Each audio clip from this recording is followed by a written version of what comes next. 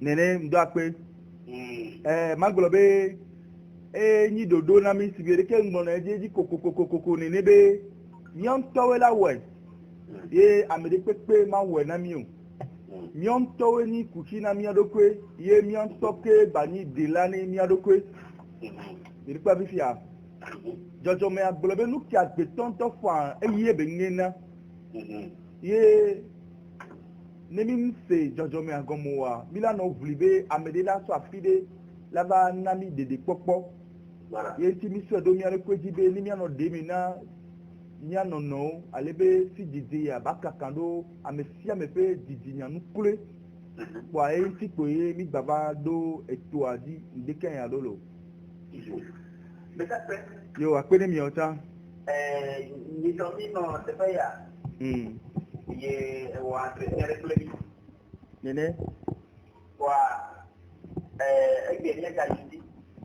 ye ni fonu kure jora ko dala va ke ko ti va nene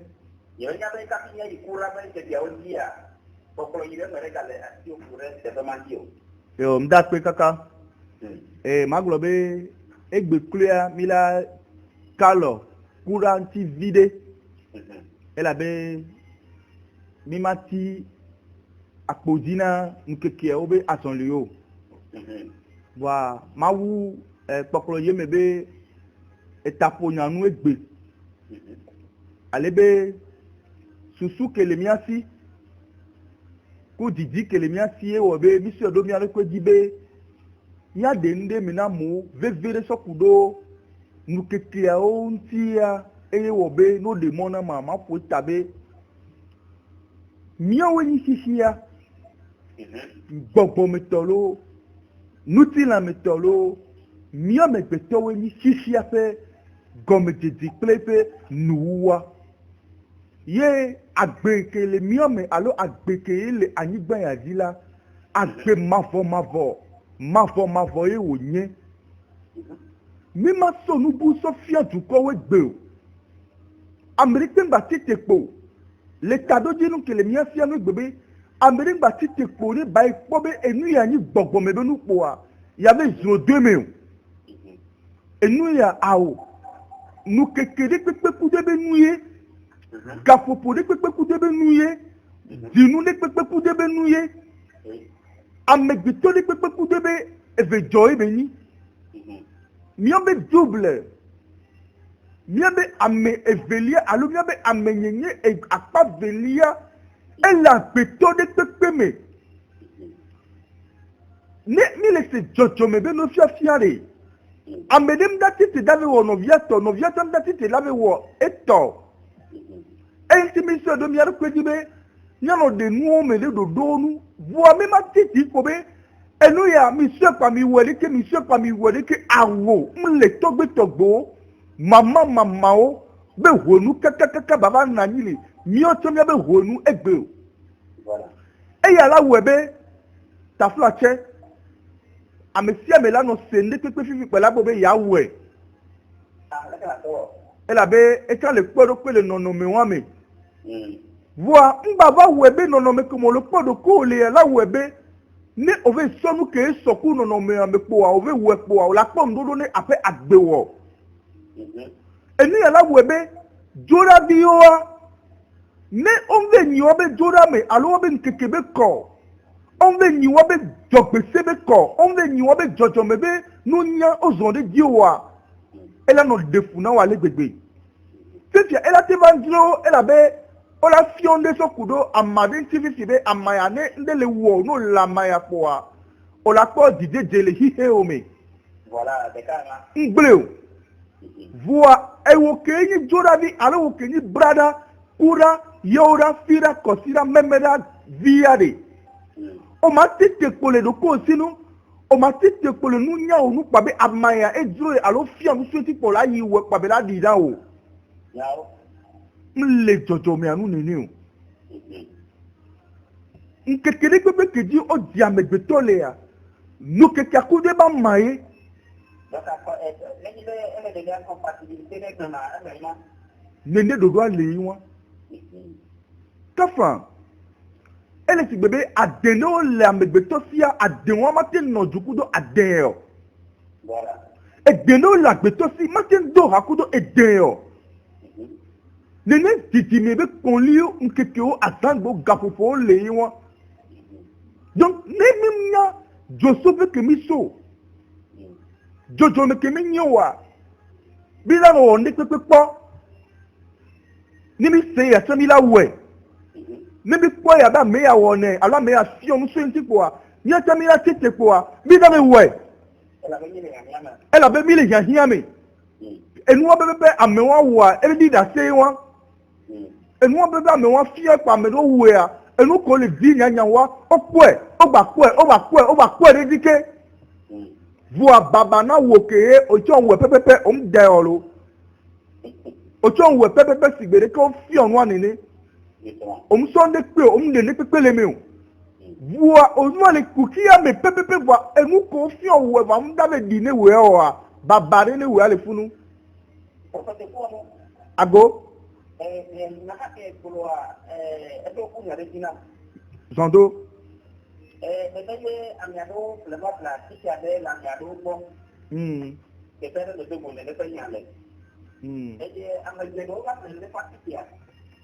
eye amiado ka trova to no ve así mo do na yo amiado pa to no ve yo mo de la tiaki ella va pata y yo va quiere le ve así te lo así en la ta le de no como de yo como na le así ya un bloque ella lo dona amiado ella no lo dona amiado ella ve le amiado pues me algo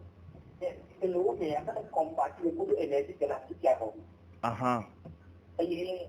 video aja be ulang po eye tenesi kele luar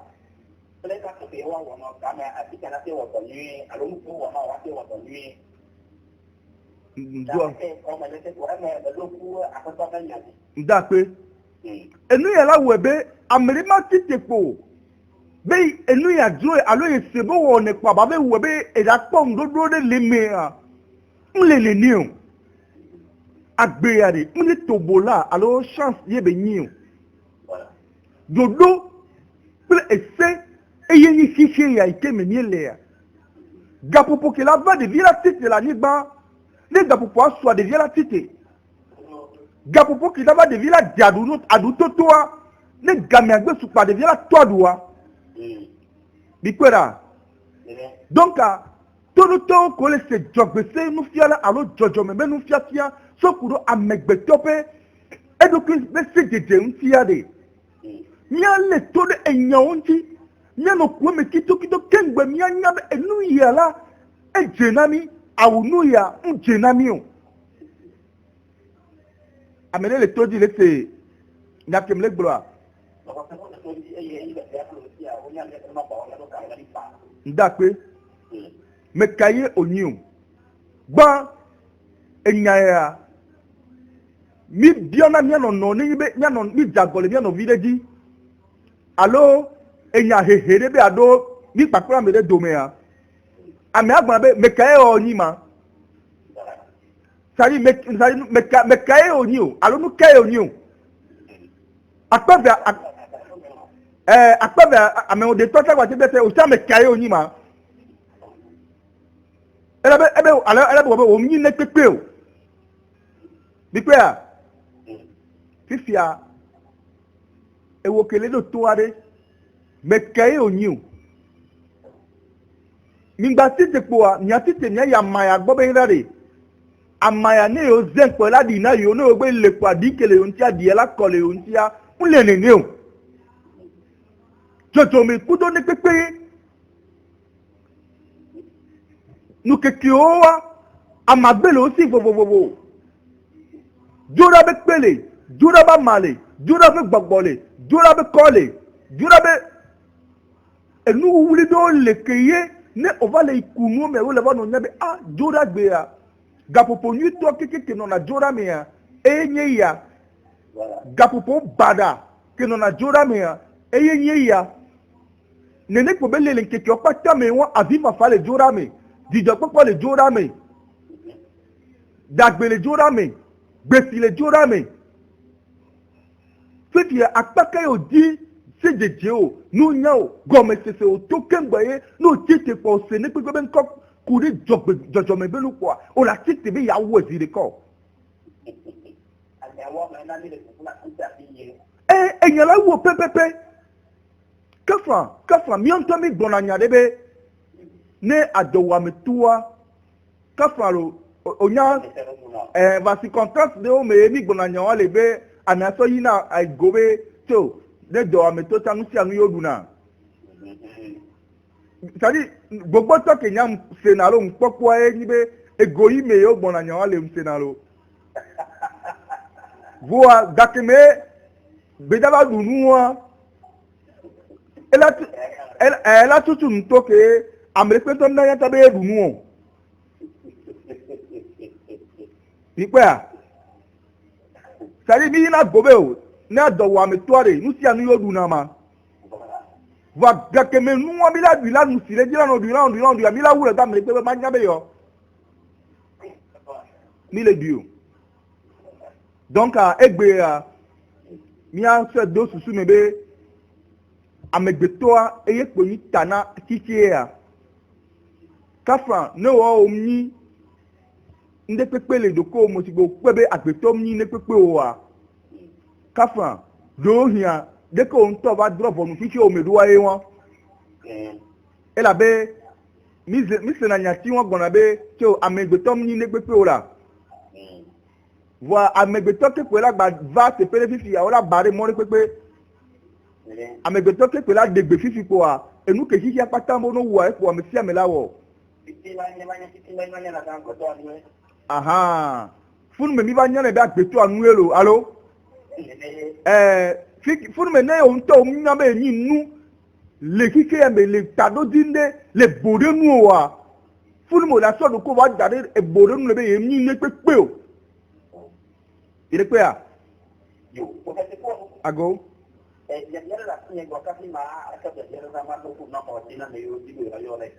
fa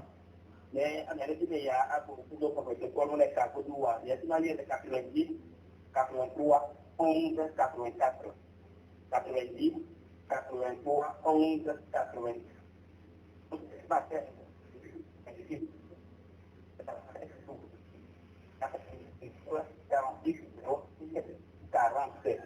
kwa ya apenko mo ni ti ya se alo yo ya dia de wona ya de ti ya iyo ile no para café pues y 96 80 27 27 96 80 27 27 porque te puedo ago entonces ya de ya esa me asoko alo ya chore ne ke formaza amagbere yo imea ne ki forma be ko pida banza yo adineo ani ne ya ni ne okay tamya ko wona amana amo le ya to kwa mama wo ko o nya le kuresime amma ya kudo alle ya no poli no powa o jana o yo na de be kakandi ugbo o yo nya gbere be kakandi ugbo o se nya gbe wan po a no ke o la nya be enu ye la we ma nya e ya o ma we o ale be o kan ka ya o ke na nya o nya na be amaya nyuna me ya amaya ma nyuna me o okay ake o me kana ka ti wona e yo ni o po be na re ne oyito gbe gbo le blema to gbe agbo e la danu to gbe dana ran gbogbokere to gbe ame agbogbokere be na ni do le wonu na mu wa allo gbogbokere be na ni do allo nunya sijeje allo afojo keji to gbe na ni do wa ne be e danu a nu ko sova nu ke be la wo nu la pom didilintia e be gbogbo la fie allo ba fe do la fie aye menu be yom so do na si o ni amememe nto e eyi na edo kweme allo la igbeji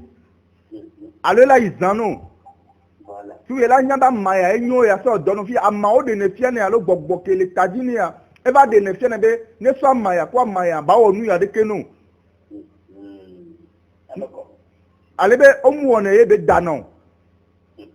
omu wona sabe yi dapo wopo ne be enu ale wa me akaka de tencha amara tu elembe ogbe so ma fie be tugi po a elle a de la merde zirika nene togbo maman nani va y le blema nke kiamia eye wa eno bona be kakandi ugo no ve kenya ola nyabe eya emawe zokaya ela se eya ma se va no ve kenwa ola be do epoe ele si bebe ola tem biobe ya plafo pa va no ma ola be afo pa ola fi nu camera dio ke mo fa plafo pa la era di ape numéro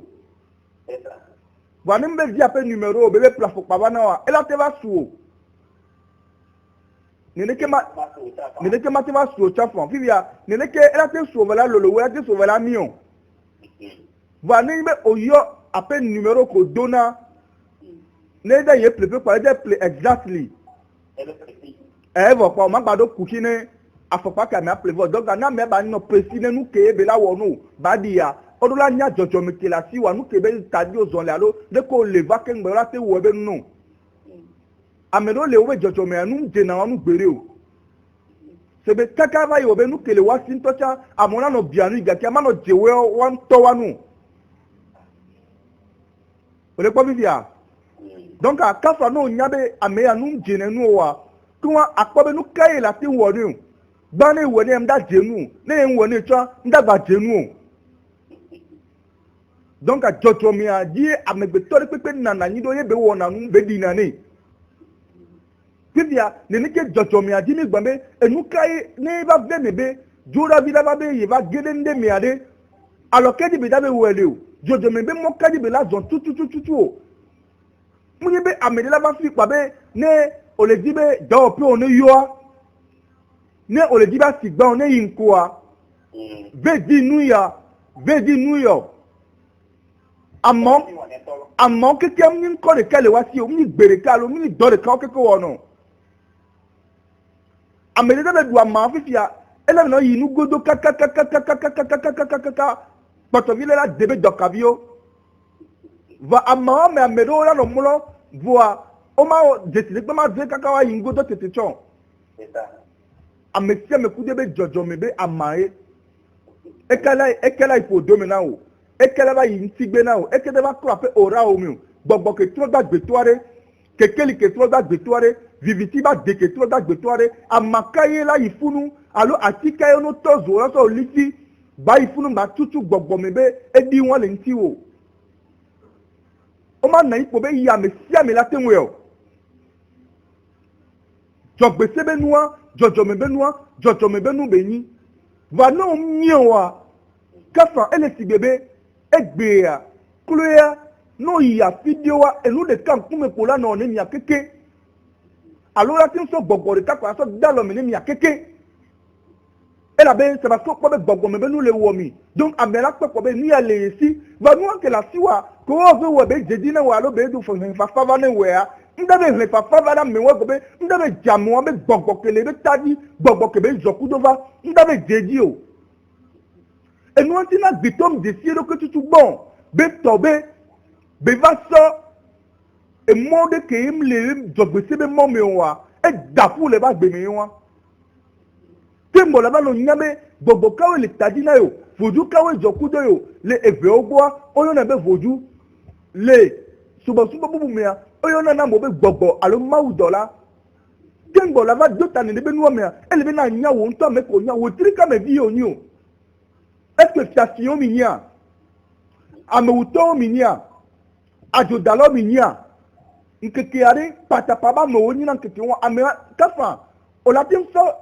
amekeni patapaba jojo memea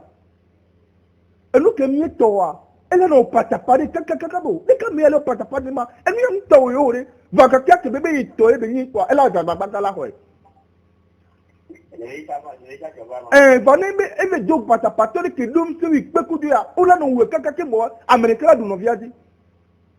donc amedoa patapa ba me oni amedoa amefafa yoni enute dena no yibe ya ho ya na bo ye to ya amela patapa do la tati no la jo le gbo po ni ni te jojo mi won tan le won donc mi gba tete po be eni amabe ni eya gbebe ni eya ona chance eya ona de pepo amele la fio mi nu pa be mi we pa mi la pon ke mi le dia mi nda ko de pepe o amelo le ya o ma le amaside pepe o aya gbalogbalog kele fua e pe la fudo kwa wa be gbogbo be la ko ente le be mi asuendo ningba kwa gba ti gbebe na le tobo la be ni alo ele pore ni mi tite kwa nu ke mi bele di facilement kwa bi da kere nti o do di ya gbata la yin do egbe ya ni mi le nku ni mi amegbe tobe les sociétés o mi mi la ko bi nu si ano le do di egbe ne kafa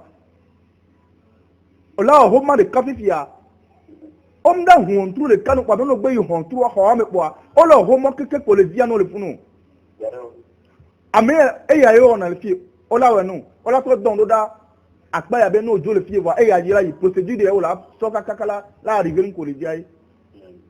agbeto ne de sebe jojo mi misia yo kama mi ko be problème yo pe le gna ko ko de ndakwe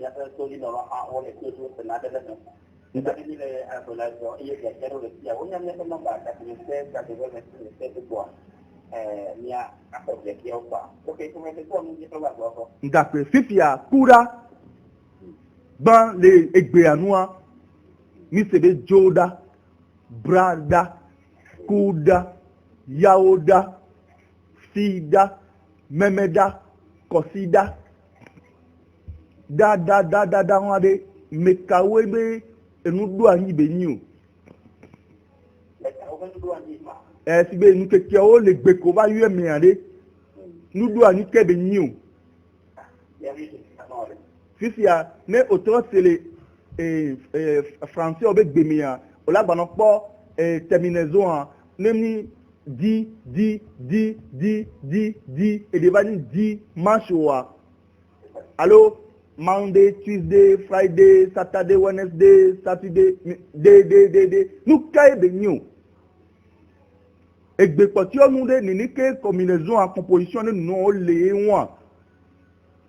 Voilà. Ne mi entend mi va dire. Il a battu va ni ou ne fa. Mais le to dia. Allô? Allô?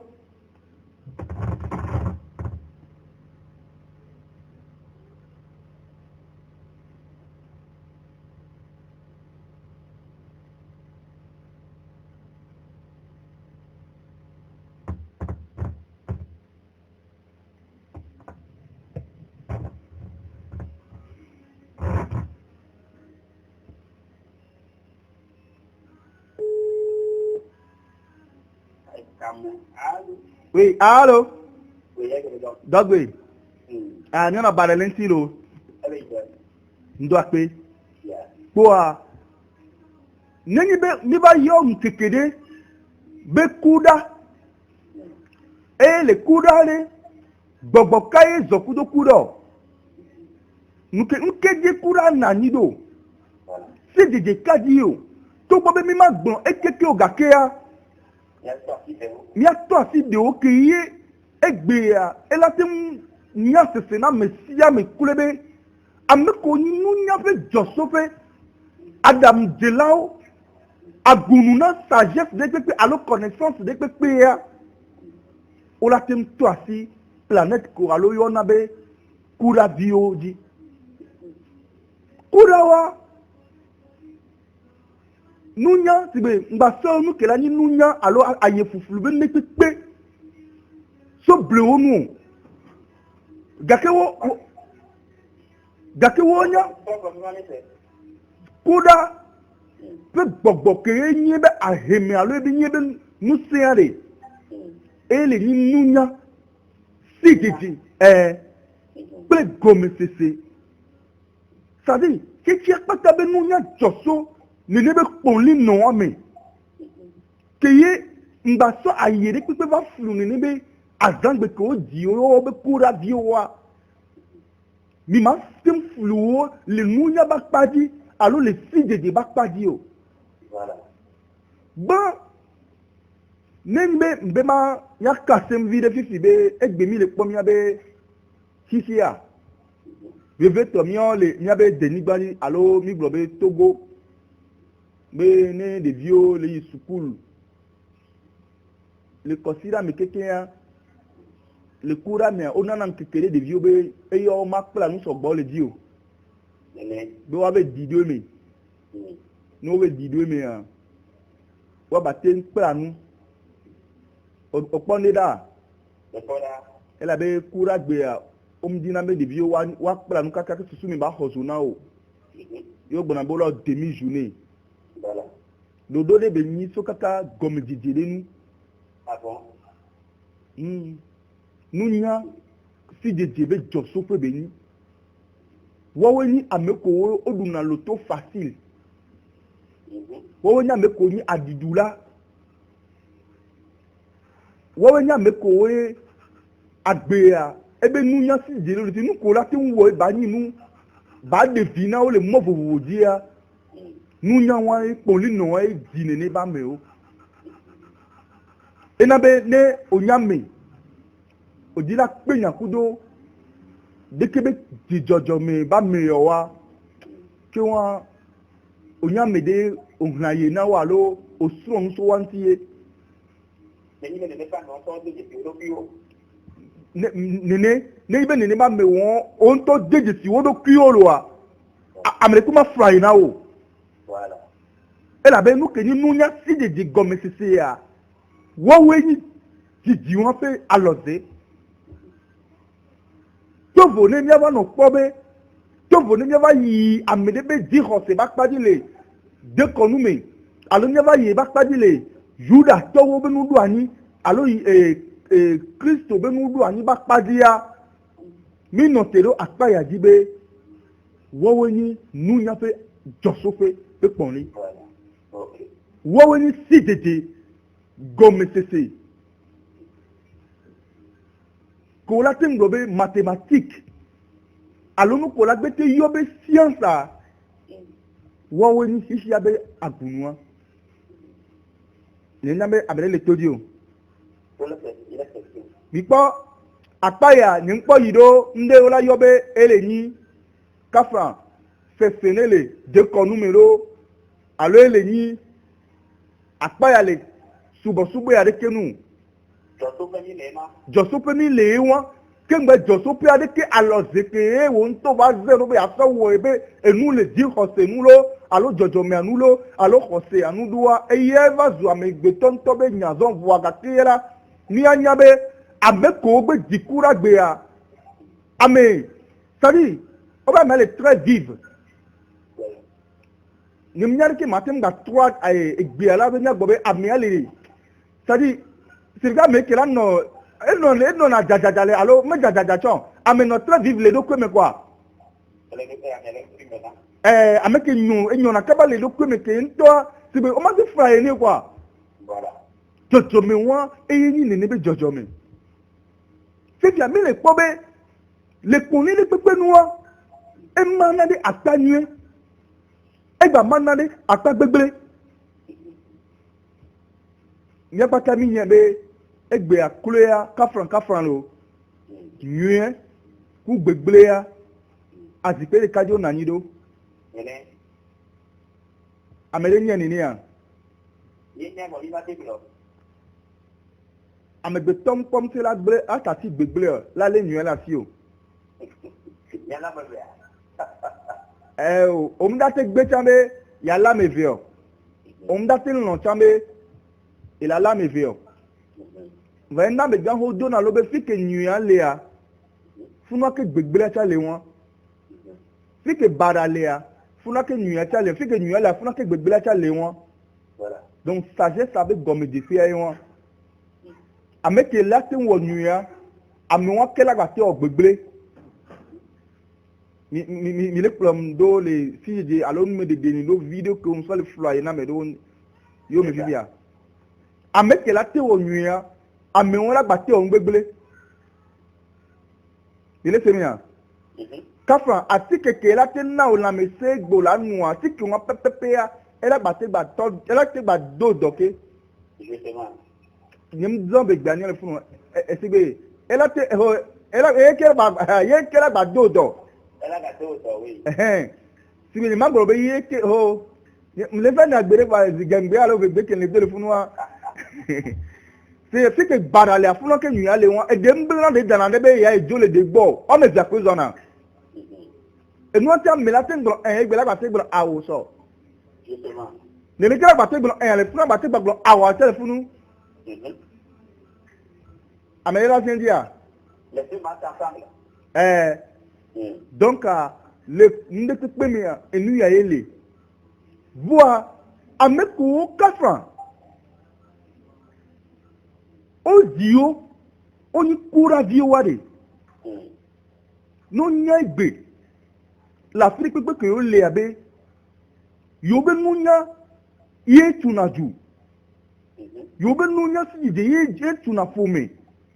e tuna do pe e tuna société alo wawo die nuwo keke nani do ifi anenyi be onto on va le ne be mondu nyoa que won susu be gble opo la ba no de o kaba justement dans les de finir bio awo evo sufia sufi ke susu be gble si ya no va pompo la me domea nu ko la gbe va de ti no po be wa afrika to do la go susu barabara on so na ma mi quoi donc amedele nyon le do ko mi be egbe am dipo de be makalo vide egbe be ura be gomi do pe ya kengo ni bi la son dozwa dès que be va joro dès que be va nona do be ne fi ke o nve ni nunya to le wa kafran ne fi ke o nve ni sije la lo nunya to le wa lo o nve za nunya o alo nunya o nve deju wa o po fi ke la ba to se mi via ne fi ke o mte de susu nunya o ve pe da me nti le wa kan wa ko be nunya wa e ya me gble pe wa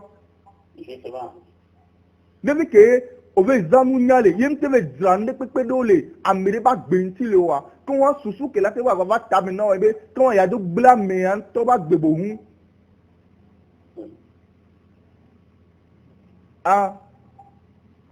e ba mo mi le allo e suma o ton to na la adoji jona do ko be mawude le dine e chare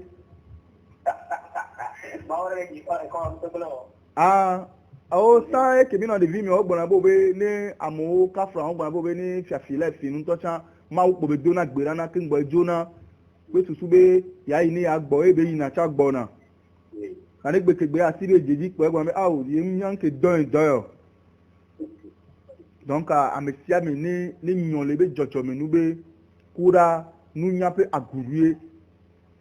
kafran ni amere le disi jeje amere le dinunya e be dibe yawo nu me kukude ya ne no bio les jeunes allo nous saint allo gbogboke plo de kebe nkeke ava e be jojo mi ya ne no do hakudu ya ela no neti jeje nunya pati so nya homa pati so se doke be jila nya gomi ela be gbogbo de ka si jeje ke fufu la tin pe da me nti gbe ni da o recherche ba wo le kura gbeji ni da o recherche alo ba de hakule kura be nunya patin so pon ke be le di le school ye be la yo nke be di la wo kafa amerum tele na nu ka bo wa ni ndele nunya de le ya ke won ni pleso de ke be nkeke ya nti ne pe de ndele ya iki anto la ne e ba hun ku de mi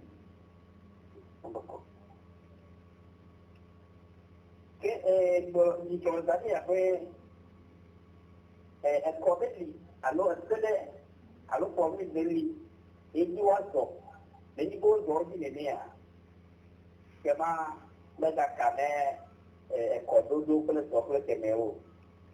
e ka se na mo to yi fun ma vi me bo ni to e na ni ya pe to na so wa be kane ko ni wa do na o wọ́n tẹ̀ káàkiri wá wọ̀ náà tẹ̀ káàkiri wá náà wọ̀wọ̀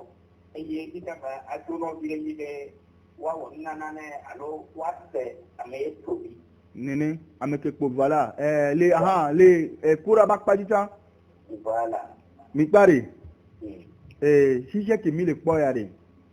eye pe ni agbe anami le kura bak padi ya re kafran nu ke o yo na ba ni gban re kura ni hindo nu ko yo na be anigban kura ni hindo fifia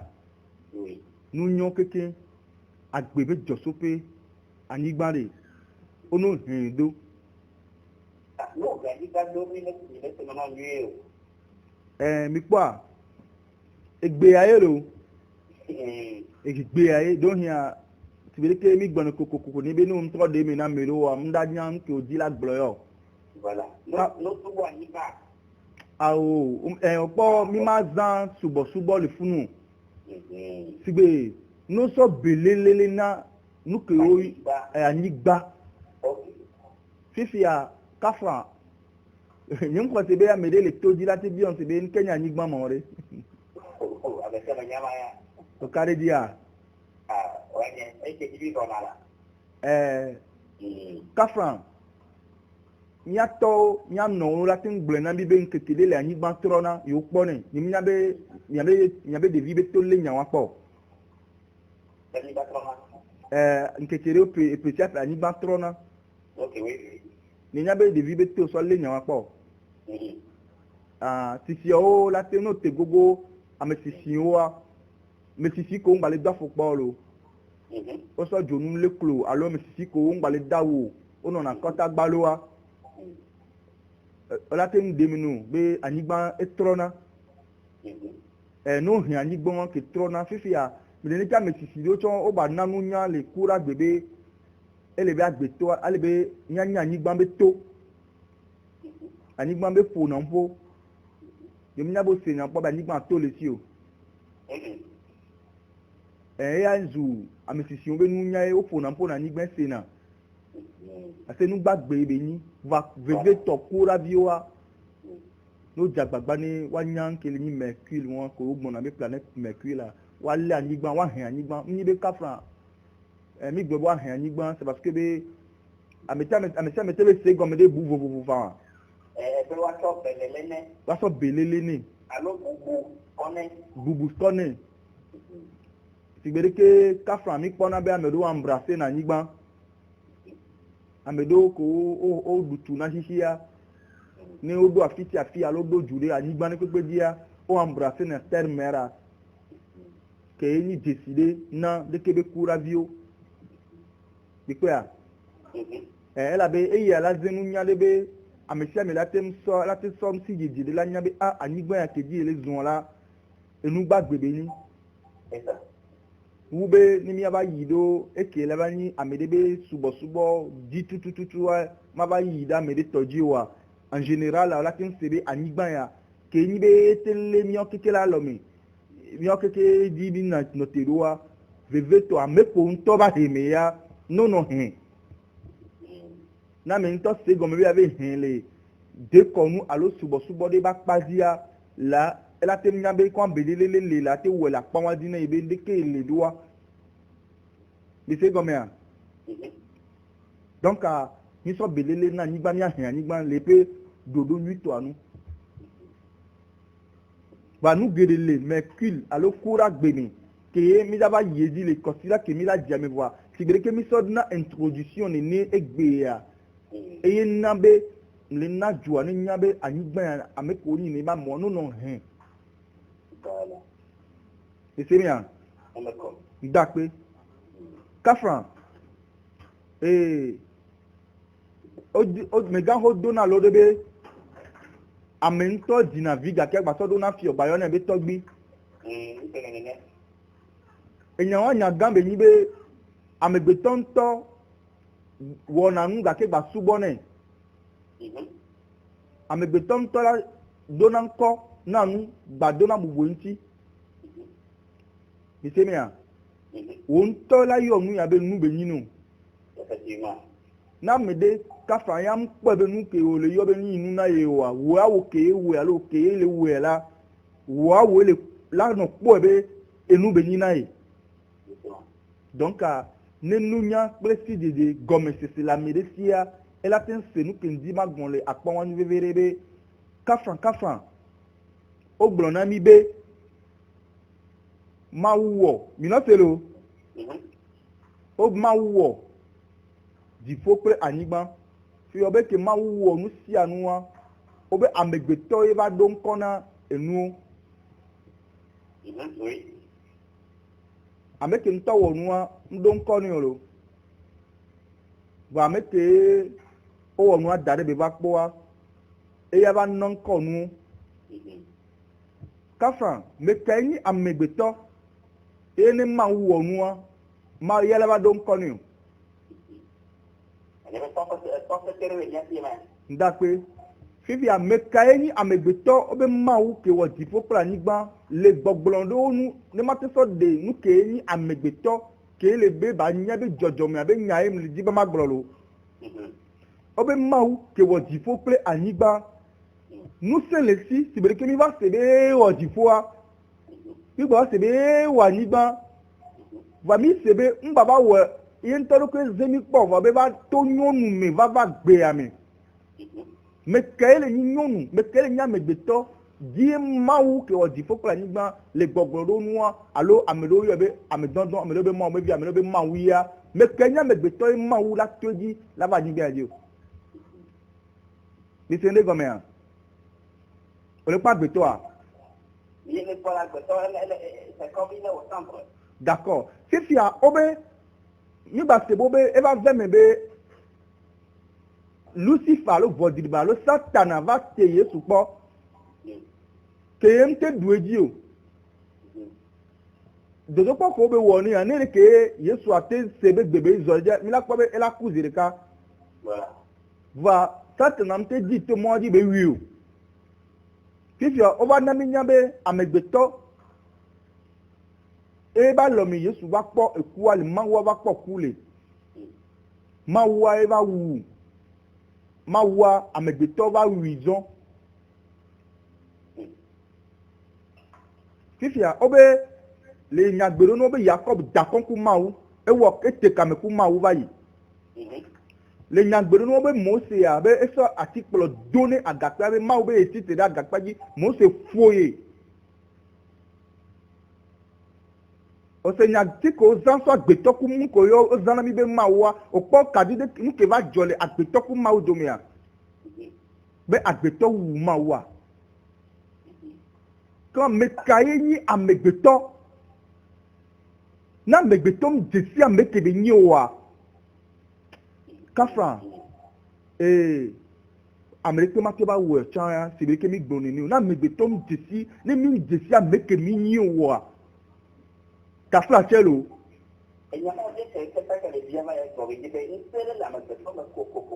Titi ele ba agbetɔ ba nyɔnu se ke alo nke ŋti ye nene be le do anyi wo va na agbetɔ ŋkpɔ nyɔ be ba le kpɔ ɖokui be ye nye klovi ye ŋkpɔ sua ke wa ye ŋutɔ be kusi ye ele be ame la eye nana agbe ame la do ko fifi kudo ame la ye wɔ ame le funu o la yi ame wɔƒe yele se gɔmɛ ya nyɔnu kunu so la do xɔ o da yi ame wɔƒe nɔvele wɔ kaka ne enua va bia le gaƒoƒo ɖe nua eva wɔ na me nutete wa miɔ me be le ndi be agbetɔ ɖe alo ame ɖe ke le to dzi alo ame ɖe ke va se nu ya ne nya si xɔxɔ ke le agbetɔ sia dzi lo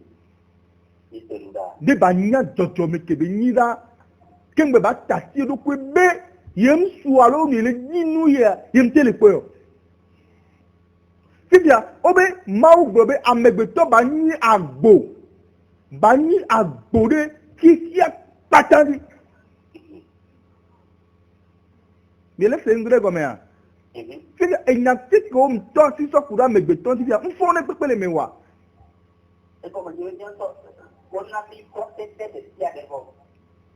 Mikpɛ ɖa.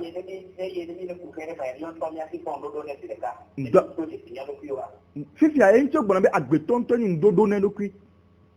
agbetɔ ŋutɔ gba nyi kusi ne ɖokui dela de kpekpe ŋutɔ da va de amegbetɔ eye dela de kpekpe ŋutɔ va de amegbetɔ preuve ne dela de va de amegbetɔ alo ame ɖe xɔna na mea ayaɖuɖu ŋuɖeɖe magbanɔ xixia me ele be mianyɔ le mia ɖokui mianya asixɔxɔ ganyenye ke agbetɔ nyia ke ŋgbɔ xixia me la se fo na mi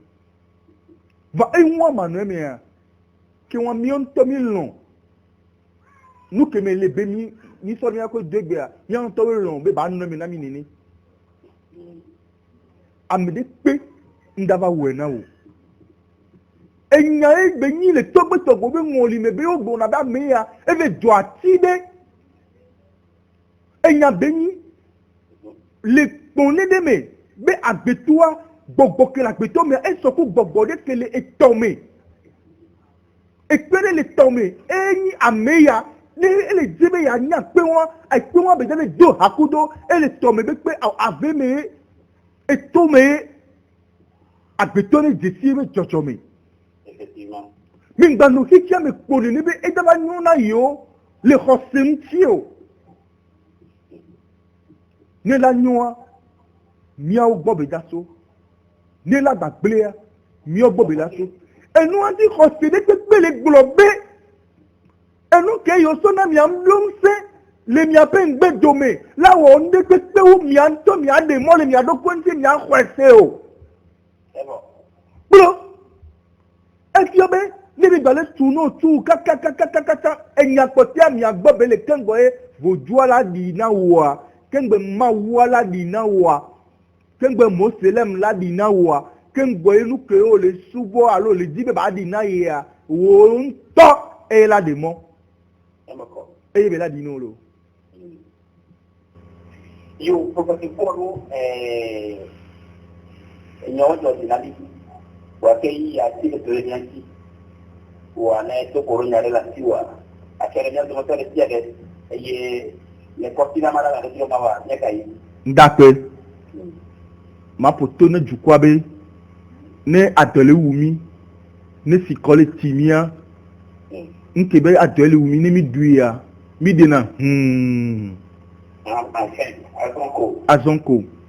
ne nkebe sikole timia ahayo ahavivio esifafayo sizozo ne mi nuya mi dena mi abio mi adokube me kaye adwale wo luvo kele mi amea gbogbo kele mi amea nuti na ya enu me ton do me are me kaye sikwa wu no me kaye adwa wu no mi adino bio nyon mi adokwe ni mi tin po ya ni mi te ba deje si a me kaye adwa wu na ke won mi la no se ne gomelo ape yo ni se apene professeur ku onu to lo menace ya to ya se lo ko to plata no ni ko de ni se na mi so ya to ko so que de se ya que tiene que dinamizar